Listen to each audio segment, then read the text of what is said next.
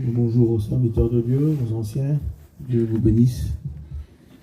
Merci à Dieu pour l'invitation. C'est une joie pour moi d'apporter la parole. Et je disais au frère Plus tout de suite, il y a un poids sur moi. Une oppression, vous savez, quelque chose de fort. Peut-être j'ai du mal à discerner ce que c'est. Mais que Dieu puisse me bénir. Voilà, voulez-vous prier pour moi? Hein? Priez pour moi de tout votre cœur. Priez pour moi, je vous demande. Demandez à plus qui prie pour moi. Seigneur notre Dieu, nous te bénissons ce matin. Nous sommes là, Seigneur, ce matin, Seigneur, nous sommes et le but, Seigneur, ce matin, nous sommes une parole pour dire. Nous sommes en particulier maintenant, Seigneur, ton serviteur. Nous te demandons, Seigneur, d'enlever, Seigneur, au nom de l'Éternel désormais. Brise les œuvres ténébreuses. Au nom de Jésus-Christ. Maintenant, Seigneur Jésus-Christ. Oui. Merci, Seigneur. Merci. À recevoir, à être béni, Seigneur notre Dieu. Prends toute la place qui t'est maintenant. Amen. Amen. Gloire à Dieu. Merci à Dieu. Que le nom de Dieu soit glorifié ce matin. Qu'il soit véritablement glorifié parmi nous. Et je pense que Dieu a besoin de nous parler. Car nous avons besoin à l'intérieur que la parole vienne et descende dans les profondeurs de notre cœur. La parole de Dieu, je l'aime de tout mon cœur. Parce qu'elle ne se soucie pas trop de l'extérieur. La parole de Dieu ne s'intéresse pas à la couleur de tes cheveux. Il faut une tenue vestimentaire, et ça vous le savez, je ne vais pas vous apprendre comment il faut vous habiller. Si vous êtes chez Dieu, vous devez vous habiller normalement. Et ce n'est pas ma prédication. Vous savez ce que vous avez à faire. Mais la parole de Dieu ne regarde pas à un vêtement, à une veste. Parle pas aux habits, la parole de Dieu. Parle pas à la couleur des yeux. Pardonnez-moi, la parole de Dieu, elle s'en fout si tu as des cheveux que tu n'en as pas. C'est pas ce qui prime pour elle. Nous, on n'en a plus. C'est pas ce qui prime. C'est pas l'importance. Ce que j'aime avec Dieu, c'est quand il parle dans les profondeurs de l'âme. Il parle dans les profondeurs de l'âme, parce que nos réels problèmes ne sont pas dans un camping, une voiture. C'est bien si il est plus beau que l'autre, ou une belle maison, une plus belle cuisine, c'est bien, si on l'a, c'est bien. Mais c'est pas ça nos problèmes. La source de notre problème, c'est pas ça. Alors les gens essayent de combler avec ça, mais c'est pas ça le problème. Le problème, il n'est pas là. Le problème, il est à l'intérieur. Le problème, il est à l'intérieur. Et quand Dieu parle, lui, il parle pour soigner l'intérieur. Il ne parle pas pour l'extérieur. Il parle pour soigner l'intérieur. Parce que personne ne peut aller dans les domaines où Dieu va. Personne ne peut rentrer où Dieu rentre. Personne ne peut aller examiner les profondeurs de l'âme. La parole de Dieu, dans le livre des Hébreux au chapitre 4, verset 12, elle nous dit qu'elle va dans des endroits où personne ne va.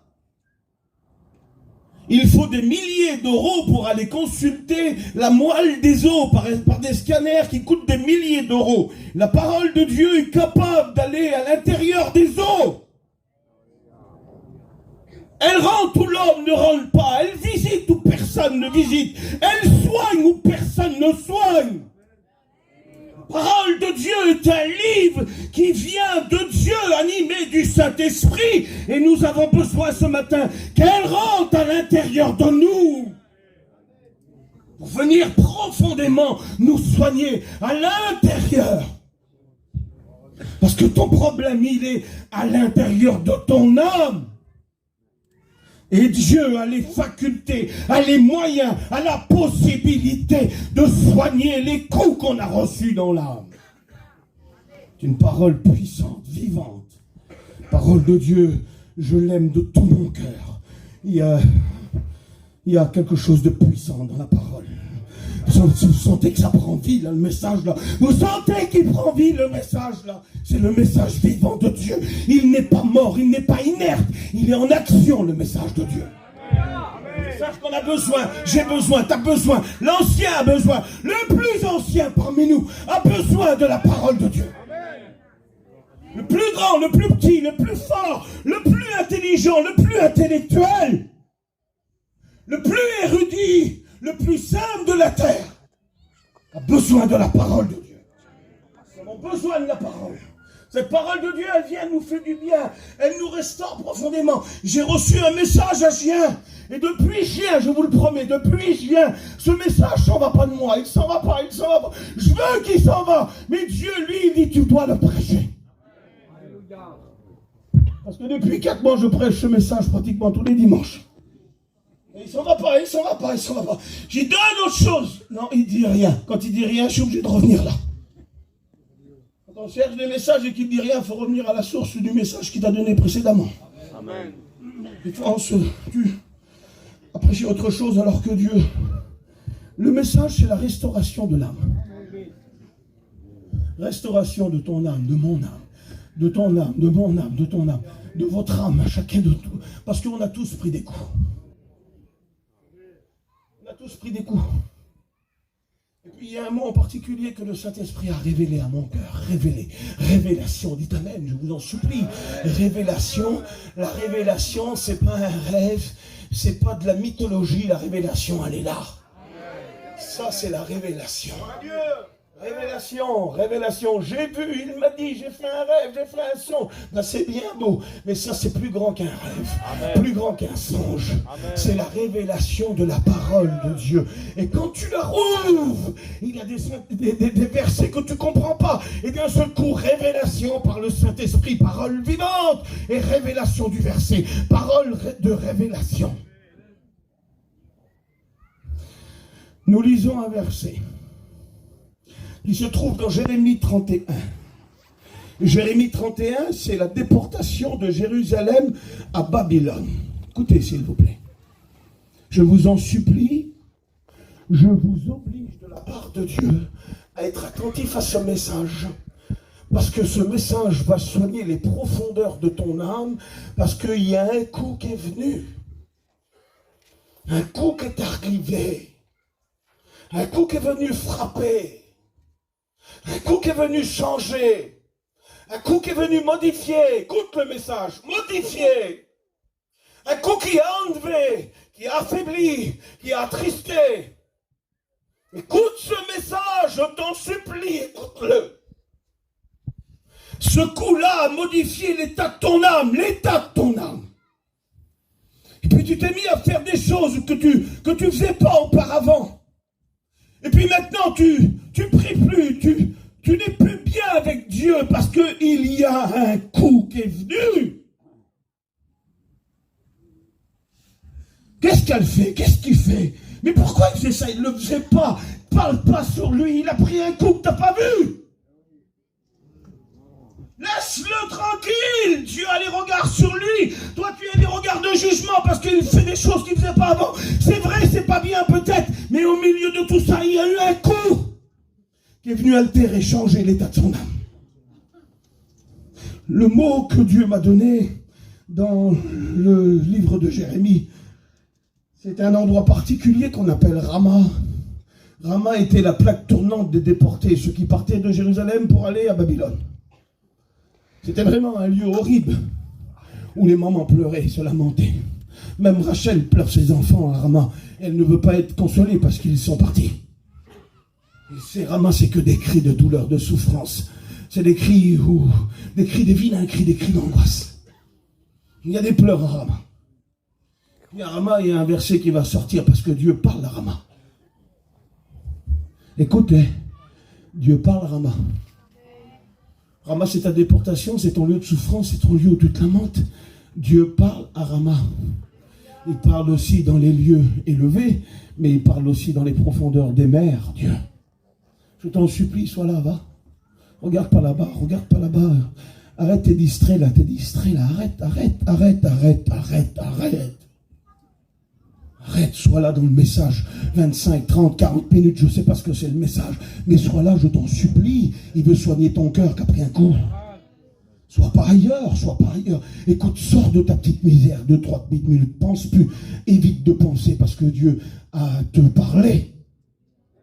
Jérémie 31, verset 25.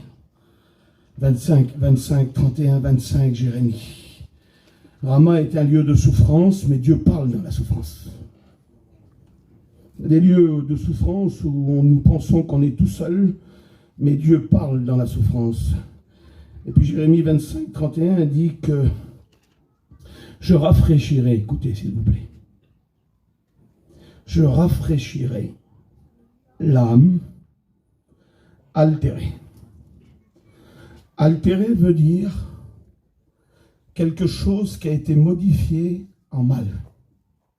Écoutez, je vous en supplie, écoutez. Altéré, la définition du mot altéré, c'est de venir changer, modifier quelque chose, mais en mal. Altéré veut dire abîmer. Altérer veut dire détériorer. Altérer veut dire détruire. Quand tu relis dans la Bible et que tu trouves ce mot en français altérer, c'est un mot profond qui va loin. Altérer, c'est un coup qui a été donné. Regardez, je fais le geste. Un coup qui a été donné, mais dans les profondeurs. Et ce coup-là de la vie a modifié l'état de ton âme. Mais pas en bien, en mal. Alors aujourd'hui, il y a de la fatigue, de la peine, il y a du désespoir. C'est lourd pour toi, parce que tu as pris un coup que Dieu a vu et qui a modifié l'état de ton âme. Et ce que tu faisais hier, ce que tu ne faisais pas hier, tu te mets à le faire aujourd'hui. Et si Dieu, dans cette matinée, répare le coup, tu retrouveras ta vie que tu avais avant. Parce que c'est le coup qui a besoin d'être soigné. Et le mot altéré va très loin. Et puis vous savez, tout vient de l'âme. Écoutez, quand Jean écrit dans son livre, il dit à l'ancien Gaius, il dit, comment va l'état de ton âme? Est-ce que ton âme est en bonne santé? Parce que si l'âme n'est pas en bonne santé, je vous promets qu'il va en découler de l'angoisse, de la peur, du mépris, de la fatigue. Si ton âme n'est pas en bonne santé, tout ton être va en prendre un coup. Ça aura des répercussions sur le foyer, sur les enfants, sur tout le monde qui sont autour. Si ton âme n'est pas en bonne santé, parce que tout vient de l'âme. Écoutez, s'il vous plaît. Tout vient, ça vient. Vous savez, la vie ne vient pas de la chair. C'est pas la chair qui donne la vie à l'âme. Quand Dieu a créé dans le jardin, il a créé un corps et il a soufflé de son souffle, de sa bouche, un souffle de vie et l'homme est devenu une âme vivante. C'est l'âme qui donne la vie au corps. Et quand l'âme est altérée, a pris un coup, tout le corps n'en prend un coup. Mais Dieu, lui, il est le seul qui peut soigner l'âme. Alors quand il t'aura soigné à la fin de cette réunion, tu reviendras normal comme avant. Veux-tu être soigné? Tu sais, quand tu vas au médecin et qu'il te fait un cours sur la médecine, tu dis le médecin il est fou, il va le changer. Hein. Quand tu viens au médecin, c'est pour avoir une ordonnance pour être soigné. Je crois que Dieu est en train de donner l'ordonnance pour soigner l'âme ce matin. Vous savez, dans l'âme, il y a tout. Et puis, dans l'âme, il y a de la tristesse. Vous savez ça? Les matins où on se lève, on est triste. Puis Jésus, dans le jardin, a dit, mon âme est triste jusqu'à la mort. La tristesse dans l'âme. Dans l'âme, Il y a du chagrin et des pleurs. Le psaume 119, verset 28 nous dit que mon âme pleure de chagrin. Mon âme pleure de chagrin. Dans l'âme, il y a du dégoût avec. On est dégoûté des fois. Job va dire, mon âme est dégoûtée de la vie. Ça arrive. Tout vient de l'âme. L'âme est abattue parfois. Le psaume 42 nous le dit bien. Pourquoi as-tu mon âme au-dedans de moi et gémis-tu? Vous savez, il y a des choses qui transpercent notre âme. Écoutez, s'il vous plaît. La séparation d'un proche transperce notre âme. Dans l'évangile de Luc, il y a un verset qui dit sur Marie, une épée transpercera ton âme. Et il est question de Jésus lorsqu'il va mourir à la croix.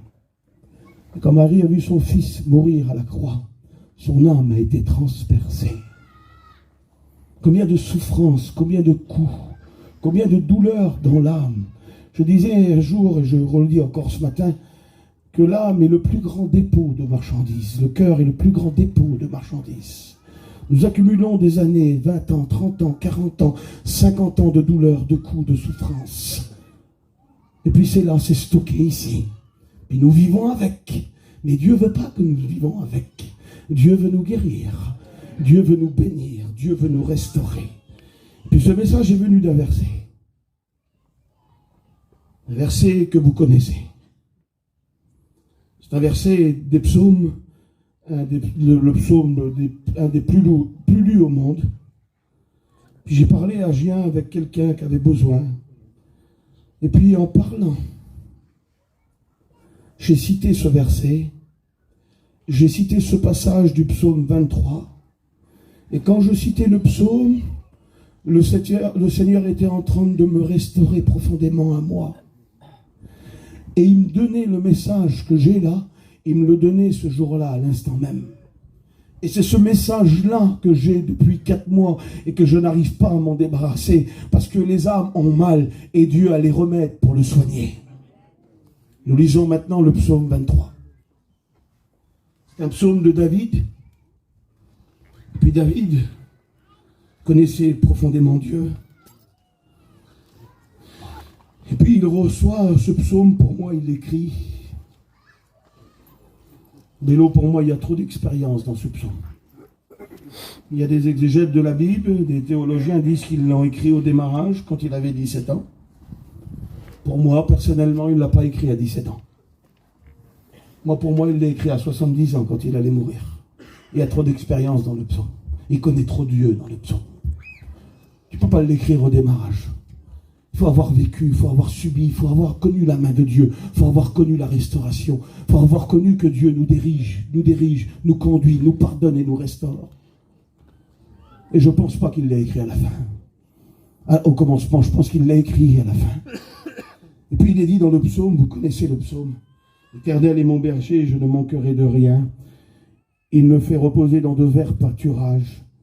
Il me dirige près des eaux paisibles. Et il restaure mon âme. Il restaure mon âme. » On a tous pris des coups. Tous. Et tous à des moments à un autre. Où on a fortement pleuré. Où on a fortement fait des erreurs. Où on a fortement fait des bêtises. Où on a fortement fait des péchés. Puis le travail est touché profondément. Et à un moment donné où Dieu a décidé de nous restaurer, il nous a conduits dans une réunion, il nous a conduits chez un frère, il nous a dirigés près des eaux paisibles. C'est ça, nous diriger près des eaux paisibles. Il nous a conduits à des endroits de restauration. Parce qu'il y a des endroits de restauration. Ce matin, c'est un endroit de restauration. Et puis quand il dit, il restaure mon âme. Et quand il dit à la fin du livre, j'habiterai à tout jamais dans la maison de l'Éternel, c'est les mêmes racines. Et vous savez ce qu'il dit là, quand il dit, il restaure mon âme, c'est un retour à Dieu. Parce que quand Dieu vient restaurer notre âme, et quand notre âme est soignée de tous les mauvais coups de la vie, alors c'est un retour à l'Éternel. C'est un retour à la communion de Dieu. C'est un retour à la joie, à la paix. C'est un retour à des gens glorieux. C'est un retour à Dieu. Quand Dieu restaure nos âmes, c'est un retour à Dieu. Parfois, on est loin de Dieu parce que le coup qu'on a pris a tout modifié, a tout changé. Et ce matin, écoutez, tu as pris des coups. Si tu as mal, Dieu est en train de te diriger près des choses paisibles pour restaurer ton âme, pour soigner ton âme.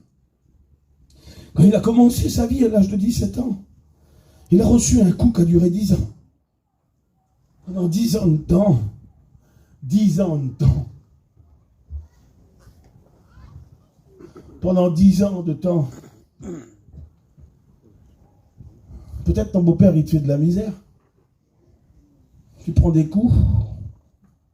Tu as pris des coups par ton foyer, par la famille, par les beaux-parents. Ben lui, il a pris un coup par son beau-père. Puis c'est pas un petit coup, hein, ça a duré 10 ans. Pendant 10 ans de temps, son beau-père, Saül, lui a fait la cavale pour le tuer. Parce que pourquoi? Il a été loin. Ceux qui sont loin, le diable veut les tuer. Quand tu n'es pas loin, il n'y a rien qui se passe. Méfie-toi quand il n'y a rien qui se passe. Quand tu es sous tes lauriers et puis que tu n'as jamais d'attaque, c'est parce que tu n'es pas loin. Quand tu es loin de Dieu, le diable est en opposition avec toi. Tu as le diable et tous les démons de l'enfer à tes trousses. Puis lui, il est loin, dans sa petite contrée. Il est loin par Samuel. Et dès qu'il est loin, les ennuis commencent. Et le diable le poursache par Saül pour le tuer. Il n'a que 17 ans. Il va venir roi à 30 ans. Ça va durer de 17 à 13, 17 à 30, 10 ans, une petite dizaine d'années. Il y en a qui avait 17 ans, les autres 20 ans, quand il a été roi. Alors on va dire 10 ans. Puis quand il vient à la royauté, c'est un homme selon le cœur de Dieu. J'ai beaucoup parlé sur lui, Kiki. Parce que quand je lisais ce qu'il avait fait, j'ai dit celui-là, il n'est pas terrible. Puis j'étais un petit peu bizarre avec Dieu parce que je sais pourquoi tu l'as appelé selon ton cœur. Ben, c'est bizarre, hein? C'est bizarre. Quand tu étudies sa vie, quand tu regardes sa vie, tu ne donnes pas l'appellation l'homme selon mon cœur. Hein? Là, tu peux l'appeler l'homme selon mon cœur quand il a descendu Goliath. Là, tu peux l'appeler l'homme selon mon cœur. Quand il a tué ses 10 000, tu peux l'appeler l'homme selon mon cœur. Mais quand il est arrivé sur son balcon à l'âge de 50 ans, 50 balais il avait, hein. C'était pas un petit jeune, hein. Ça fait déjà 20 ans hein, qu'il gouverne. Hein. 20 ans. Puis là, il va recevoir un coup qui va venir des profondeurs des ténèbres, du cœur du diable. Parce que David est loin, et le diable veut le descendre, veut le descendre, veut le descendre, et veut le descendre. Alors à 50 balais, il est sur son balcon, et il voit Beersheba. Parce qu'il aime Beersheba, et qu'il veut Beersheba, et tu Uri. Alors excuse-moi Dieu, mais là tu t'es trompé, pourquoi tu l'as appelé l'homme selon ton cœur? Tu t'es trompé Dieu. Plusieurs années, j'ai dit Dieu, pourquoi tu l'as appelé comme ça? Et Dieu il m'a dit, regarde, quand j'ai envoyé Nathan, regarde ce qu'il fait David. Regarde qu'est-ce qu'il fait David. C'est pour ça que je l'appelle l'homme selon mon cœur. Parce que écoutez, est-ce que Dieu est vrai? Il est vrai Dieu, hein? Mais Dieu l'a appelé l'homme selon son cœur parce qu'il était vrai aussi lui. Il n'a rien caché. Il n'a rien dissimulé. Il a tout dit. Même les choses les pires que nous on cacherait encore aujourd'hui. Mais quand il est venu vers lui, Nathan, il a dit, tu es cet homme. Il dit, oui, je suis cet homme. Au départ, il n'avait pas compris. Hein. Il a fait une petite métaphore. Il a une brebis, il a pris la brebis, il a tué la brebis, et puis lui, il en avait plein, puis il a pris celle-là. Il ne comprenait pas, David, il doit mourir, cet homme, mais c'est toi. Mais là, il comprend, c'est moi. Dieu l'appelle l'homme selon son cœur, parce qu'il est vrai. Écoute, je voudrais te dire ça, il y a une pensée qui me vient de suite. Veux-tu être soigné ce matin? Tu veux? Alors sois vrai. Si tu caches ta plaie, ta douleur, par des années chrétiennes ou ton foulard, ça ne marchera pas avec Dieu. Il y en a qui meurent dans le camping par la souffrance, par la douleur du coup qu'ils ont pris à l'âme, et quand ils arrivent ici, ils ont un autre visage. Ils ont le visage de 40 ans de vie chrétienne. Mais c'est quoi de ça, 40 ans de vie chrétienne? On va vivre pour l'éternité, c'est quoi 40 ans? On respecte les anciens, mais c'est pas ce que je comprenais. Mais quand tu viens devant Dieu, est-ce que tu comptes tes années? Quand tu viens devant Dieu avec une souffrance, est-ce que tu dis, ça fait 20 ans que je te sers, hein? Tu fais des recommandations à Dieu. Moi, quand je viens à Dieu, devant Dieu, et que j'ai mal, non, moi, je veux qu'il soigne mon âme. Je ne mets pas ma carte de pasteur, mon titre de pasteur. Je ne mets pas j'ai été appelé, je travaille pour toi, puis je fais des missions. Mais je ne mets pas ça devant Dieu. Quand je souffre intérieurement, c'est moi qui souffre. Je n'ai pas à avoir deux vies, une vie pour l'autre et une vie pour l'autre. J'ai qu'une seule vie en Dieu. Et quand ma vie est touchée dans mon âme, je suis touché. Je ne mets pas mes années, mais pas mon titre de pasteur devant Dieu. Ça compte plus tout ça. Quand t'as mal, t'as plus envie de rien, t'as vu? T'as plus envie de manger, t'as plus envie de rien, tu veux voir personne, parce que tu souffres, tu veux une seule chose quand t'as mal, c'est un remède, un cachet qui vient te soigner. Le reste, tu t'en fous, la voiture, tu ne l'aimes plus, le camping, tu ne l'aimes plus, les enfants, t'as du mal à les supporter, tu veux voir personne parce que t'as mal. Ton corps, il souffre. Et tu veux un cachet pour être soigné, c'est ça. C'est ça. Tu viens pas, tu te présentes pas devant Dieu avec un tableau de chasse quand t'as mal. Tu dis pas j'ai converti un tel, j'ai baptisé un tel, j'ai fait ça, j'ai fait ça, j'ai fait ça. Non, tu dis j'ai mal, Dieu. Viens me soigner. Tu dis juste ça. Et lui, quand il se présente devant Dieu, il est vrai. Et lorsqu'il est vrai, écoutez, il va quand même souffrir. Il y a des coups collatéraux de nos erreurs. Il y a des coups collatéraux. Parce qu'il y a 3 formes de coups. Il y a 3 formes de coups. On parle des coups reçus à l'âme, mais il y a 3 formes de coups. Écoutez, s'il vous plaît. Il y a les coups que tu reçois, les coups que tu donnes toi, et les coups que le diable te donne. Et quels sont les remèdes pour ces 3 formes de coups? Parce qu'il faut des remèdes pour ces coups-là. Les coups que tu as reçus, c'est Dieu qui te soigne. C'est Dieu qui te soigne. Pas de problème. Les coups que le diable te donne, on ne peut rien contre le diable. Hein, il traverse le soleil sans se brûler. C'est impuissant, le diable. Hein. Et les coups qu'il nous a donnés, lui, c'est Dieu qui va s'en charger de lui. C'est lui qui va combattre pour nous. C'est lui qui va le descendre. Mais les coups que tu as donnés, toi, tu as donné des coups, toi. Comment tu fais pour les réparer, ces coups-là? Tu fais comment? Le seul moyen pour réparer ces coups-là, c'est le pardon. C'est le pardon. Le pardon. Vous savez, hier, j'ai fortement été attaqué pendant ces 2 réunions. Vous ne l'avez pas vu, peut-être. J'étais fortement attaqué. La réunion d'hier après-midi, elle m'a coûté beaucoup. Elle m'a beaucoup coûté. Parce que je sais que j'ai dérangé le royaume des ténèbres et je vais en avoir des répercussions. Mais Dieu combattra pour moi. Et je le sais que la réunion d'hier ramenait à la prière, parce que Jésus est en marche. Quand tu prêches sur la prière, le diable en horreur et en horreur. Je sais que j'aurai des répercussions pour cette réunion, mais Dieu s'en chargera. Et puis hier, et là, je me suis assis et on m'a dit, tu sais, hier, la réunion que tu as fait hier, sur le pardon, il fallait pardonner, même le pire. Eh bien, il y a quelqu'un qui a téléphoné et il a pardonné 2 personnes. C'est beau quand même, hein? C'est beau, hein?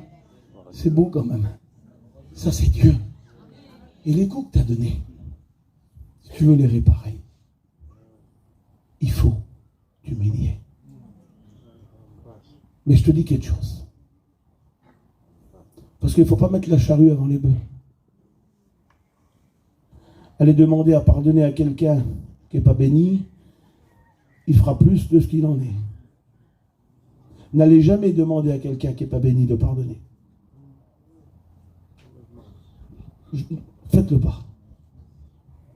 Et moi je crois ce matin que Dieu veut te bénir. Pour pour que tu puisses aller pardonner. Dieu veut te faire du bien. Il veut te soigner.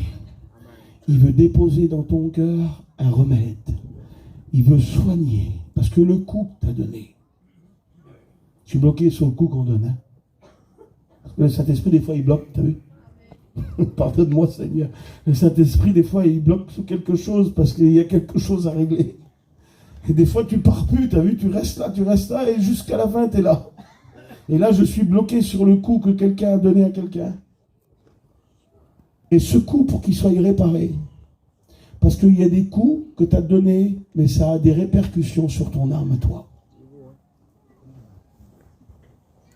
Ton âme a subi des coups que tu as donnés parce que tu as fait mal. Et Dieu, dans son amour, veut te bénir ce matin pour que tu puisses réparer les coups que tu as donnés. C'est vraiment un Dieu d'amour, ça. Amen. Ne veut pas que tu vas comme ça, tu n'auras pas les forces et tu vas faire du dégât. Mais si ce matin tu veux te laisser bénir par Dieu, il te donnera la force pour aller réparer. Écoutez, à 70 ans, il va mourir. Il meurt à 70 ans, David. Et puis à 70 ans, on a des cheveux bleus aussi, hein, blancs. Oui, t'as vu, il y en a qui se teignent les cheveux, et tellement qu'ils se teignent les cheveux deviennent bleus. Tendez-vous pas les cheveux, laissez la nature faire. À 70 ans, on a des cheveux blancs. Et on ne fait plus d'erreurs normalement à 70 ans. Mais lui, poussé par Satan, regardez le mot fort, 1 Chronique 21. Poussé par Satan, il le pousse à faire le dénombrement. Tu te rends compte, mon Jonathan? 70 ans, Moïse, il va mourir. Et Satan arrive. Et il dit sur David, maintenant arrivé à 70 ans, il a toujours compté sur l'Éternel, tout le temps. Le Seigneur l'a sorti des mauvais coups. Et là, à 70 ans, il dit à David, compte ton armée. David n'a jamais compté son armée. Parce que lui, il a toujours compté sur Dieu. Son armée n'était pas répertoriée dans sa mémoire. C'était Dieu. Et personne n'avait le droit de faire le dénombrement. Et puis Joab vient le trouver. Il dit, fais pas ça, David, t'as pas le droit de le faire. Et il le fait quand même. Et il tombe dans le péché et il fait pécher tout le peuple entier. Une grave erreur qu'il fait. Mais écoutez, moi j'ai du mal à comprendre l'amour de Dieu. Je bloque toujours sur l'amour de Dieu. Elle est trop grande. Il fait pécher le peuple et il pêche lui. C'est quand même grave. Il a 70 ans, il va mourir, il a les cheveux blancs, il est rempli de sagesse. Et là, il fait une erreur à faire pécher tout le peuple. Et puis, dans le cours de sa vie, il reçoit les instructions, il reçoit toute la construction du temple, il reçoit par révélation comment le temple doit être construit, mais c'est Salomon qui doit le construire, pas lui. Et il reçoit, lui, par révélation du ciel, il reçoit comment il faut construire le temple, il reçoit tous les plans du temple.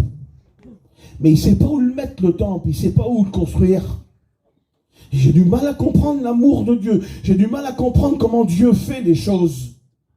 Parce que le diable, lui, quand on a fait des erreurs, il nous écrase. Quand on a pris des coups dans l'âme, on a mal et le diable nous écrase. Il nous pousse à faire des choses, il nous pousse et quand on les a fait, il ne nous laisse jamais tranquilles, il nous écrase. Mais quand le diable est en train d'écraser David de son erreur, Dieu, lui, est en train de préparer une nouvelle ère pour lui. Est-ce que vous comprenez ça? Quand le diable a poussé David, a excité David à faire le dénombrement, Dieu est déjà en train de préparer une sortie pour que David, lui, soit béni.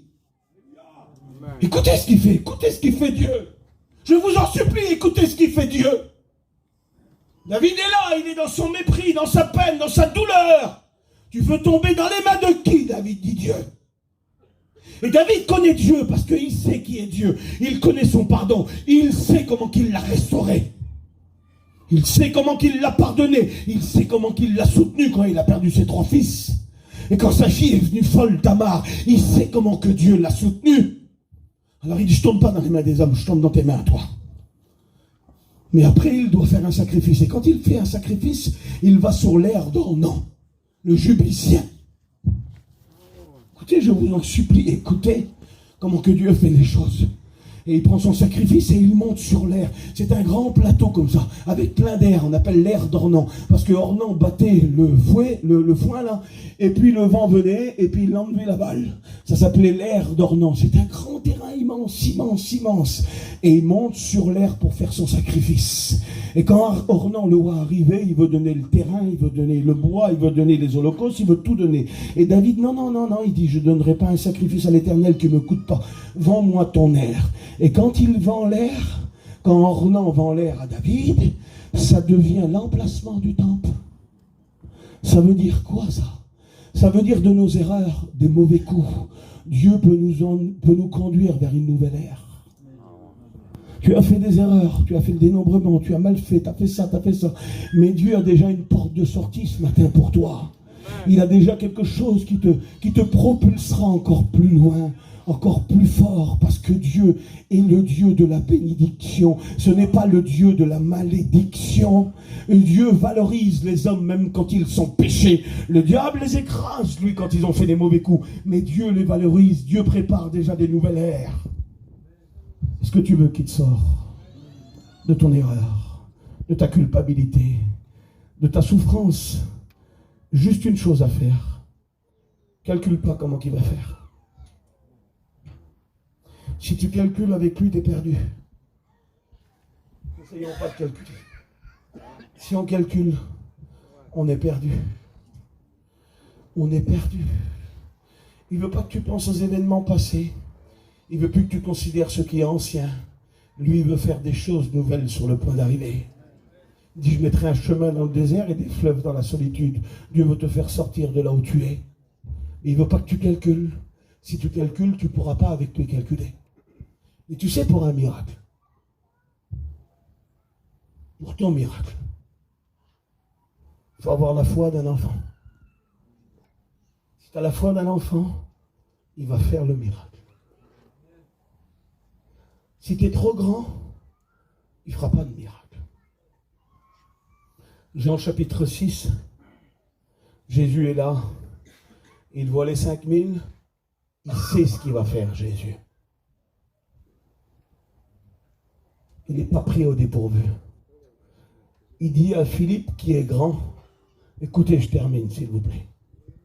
Il dit à Philippe qui est grand, donnez-leur vous-même à manger. Philippe cherche dans ses poches la solution pour donner à manger à 5000.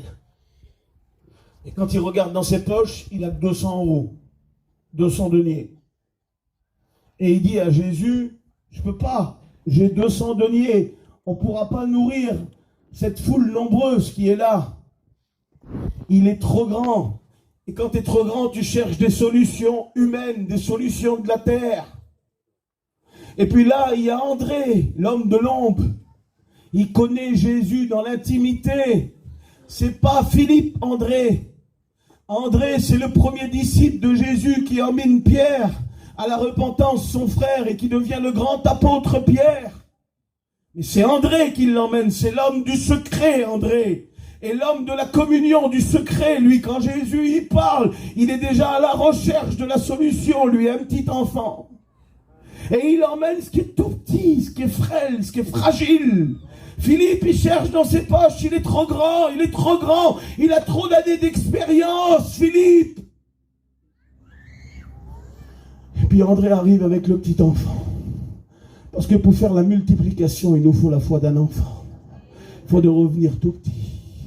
Parce que devant Dieu, on est ses enfants, on est tout petit. Puis si on a été un peu trop grand, je ne sais pas où on a été trop grand. Il faut revenir, il faut redescendre. Puis il emmène à Jésus 5 pains et 2 poissons. De la part d'un petit enfant. Du pain noir, même pas du blé. Pain des orphelins. Puis il le donne à Jésus. Il donne 5 et 2. 7. Jésus, il le prend dans ses mains, il fait 25 000 repas avec. Comment tu vas faire pour calculer, mon Jonathan? Pour qu'on calcule nous. Vous savez, c'est mon fils qui est rétrograde et je vois Jonathan, ça me fait aussi beaucoup de peine. Parce que je prie aussi pour son petit. Et des fois, on cherche à calculer comment il va faire Dieu pour les ramener. Le calcul, il ne se trouve pas chez nous. Tu cherches à calculer maintenant comment il va faire pour guérir ton âme, pour guérir le coup que tu as pris. Parce que le coup t'a fait mal, cette séparation t'a fait mal, cette maladie t'a fait mal, ce foyer divorcé, ça fait mal. Ce qui s'est passé dans ta maison t'a fait mal. Et tu cherches comment faire pour que Dieu puisse réparer. Dieu ne veut pas que tu calcules. Il veut que tu viennes avec ton coup dans l'âme, avec ta souffrance, avec ce qu'il te reste, avec tes 5 pains et 2 poissons. Et si tu lui donnes, il va multiplier, multiplier, multiplier, multiplier, multiplier au centuple. Parce que ça, c'est Dieu. Écoutez, vous savez quoi?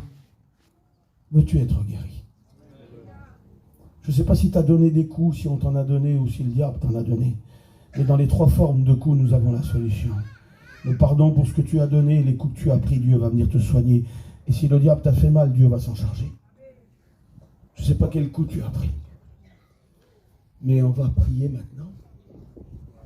Écoutez, je voudrais terminer avec David. Le psaume 23. Je termine avec lui. Parce que l'amour de Dieu sort du psaume. Écoutez, l'amour de Dieu sort du psaume. Écoutez, je vous en supplie, écoutez.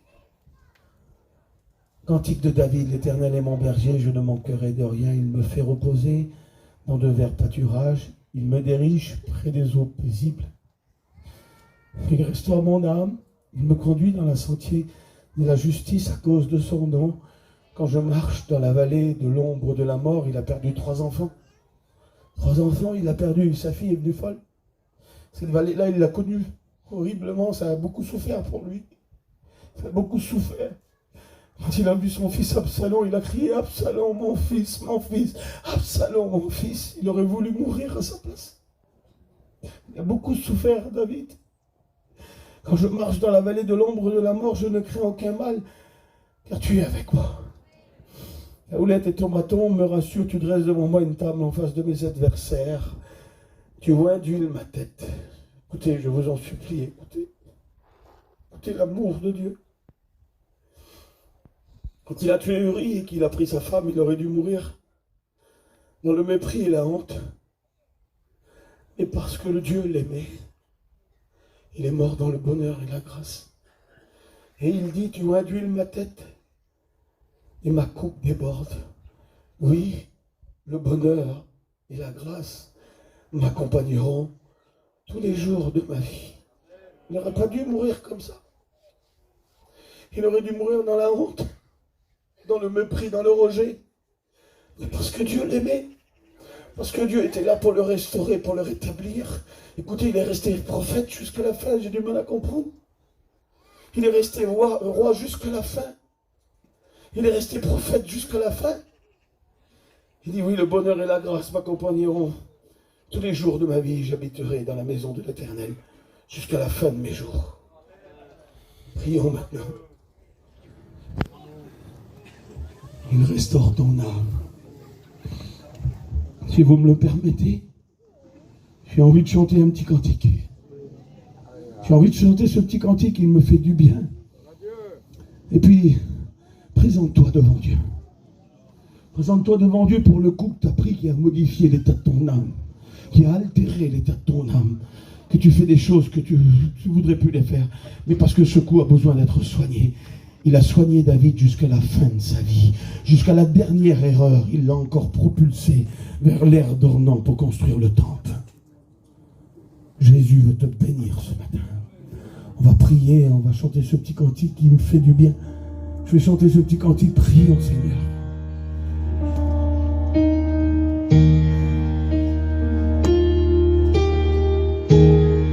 Fermons nos yeux, louons l'Éternel. Oui, je viens à toi.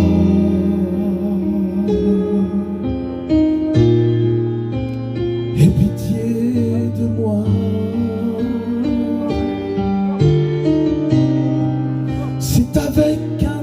l'esprit brisé, que je viens me prosterner, l'être plein d'indignité, mais je viens devant toi, mon roi.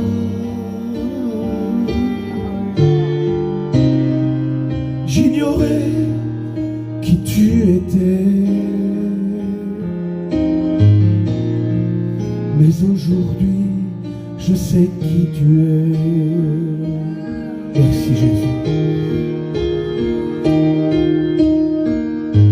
Le cœur plein de crainte, je viens devant toi.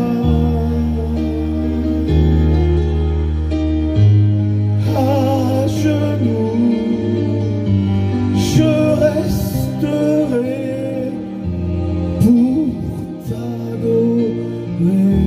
Merci Jésus.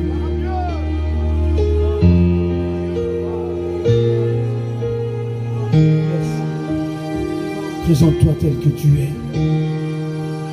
Oui, je viens à toi.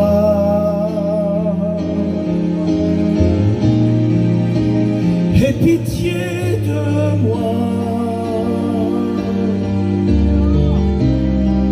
C'est avec un esprit brisé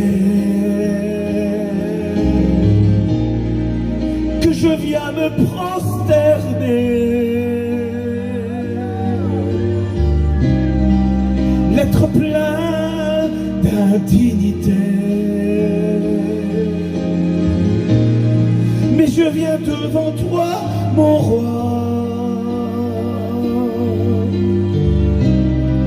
J'ignorais qui tu étais, mais aujourd'hui je connais ton amour, Seigneur. Mais aujourd'hui je sais qui tu es. Gloire soit rendue à Dieu. Le cœur plein de crainte, mais je viens devant Dieu. À genoux, je resterai pour t'adorer. Merci Jésus. Pour t'adorer. Viens nous soigner, Seigneur. Soigne-nous, Seigneur. Fais-nous du bien, Seigneur. Restaure nos âmes.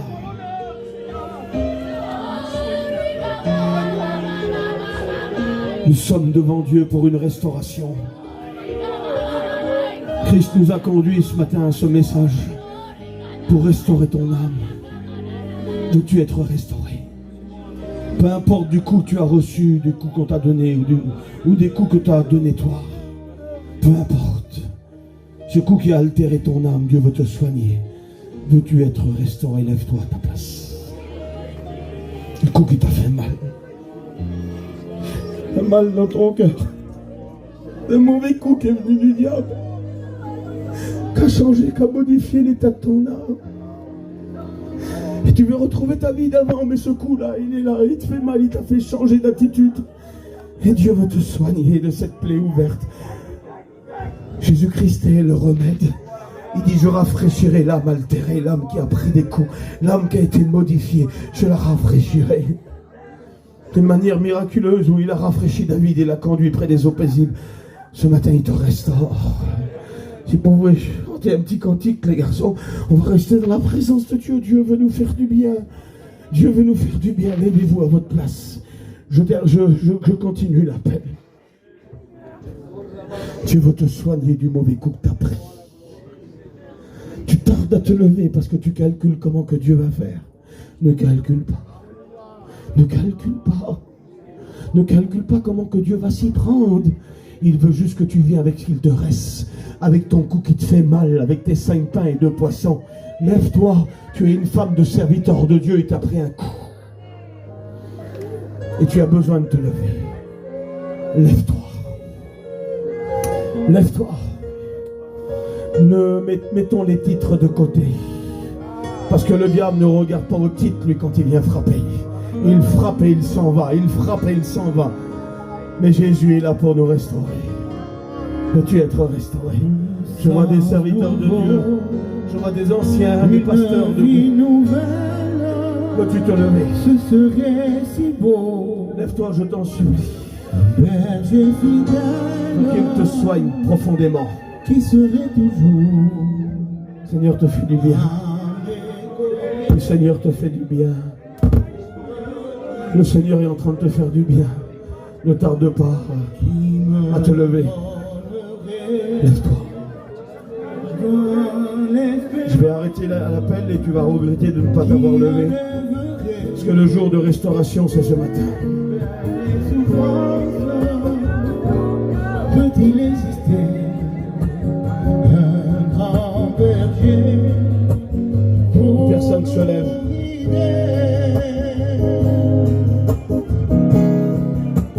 Oui, je l'ai trouvé, il a pris ma place, oui, j'étais Merci à Jésus. Dites merci à Jésus. Il vient vous soigner. Il vient soigner ton cœur qui a pris un coup. Il l'a fait pour David qui a fait le pire. Et parce qu'il a aimé David, il est mort dans le bonheur et la grâce. Et il l'a restauré. son nom est Jésus, c'était Manuel, il est le Messie, Merci il Jésus. est l'Éternel, c'est un conseiller qui peut guérir les cœurs brisés. On va prier Dieu. On va prier l'Éternel. Je vais demander à un pasteur qui vient prier. Écoutez, levez-vous parce que vous allez regretter cet appel. Parce que Dieu est véritablement en chemin pour restaurer ton âme, pour te guérir, pour te faire du bien, pour te soigner du mauvais coup que tu as pris. Le diable est un méchant, je vous promets. Et Dieu est là ce matin. Demandez à Jonathan qui vient et qui prie. Viens mon Jonathan, viens.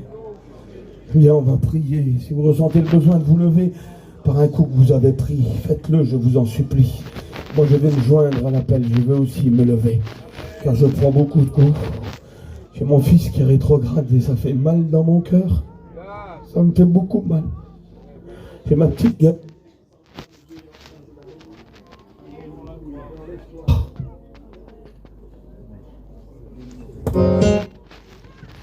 Nous sommes devant toi, Seigneur.